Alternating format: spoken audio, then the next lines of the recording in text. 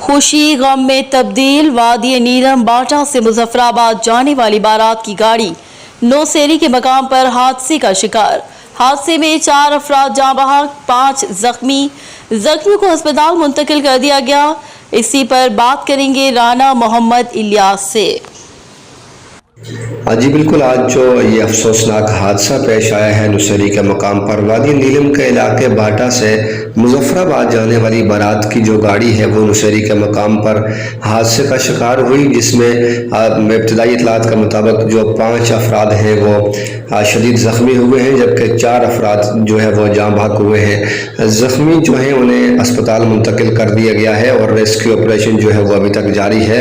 बताया जा रहा है कि कार में तकरीबन लगभग 9 अफराद जो हैं वो सवार थे। जख्मियों में एक की हालत इंतहाई तशवीशनाक बताई जा रही है। हादसे की इतला सुनते ही वादी नीलम के इलाके बाटा में गहराम मच गया। हर आंख अशबार नजर आ रही है। जी।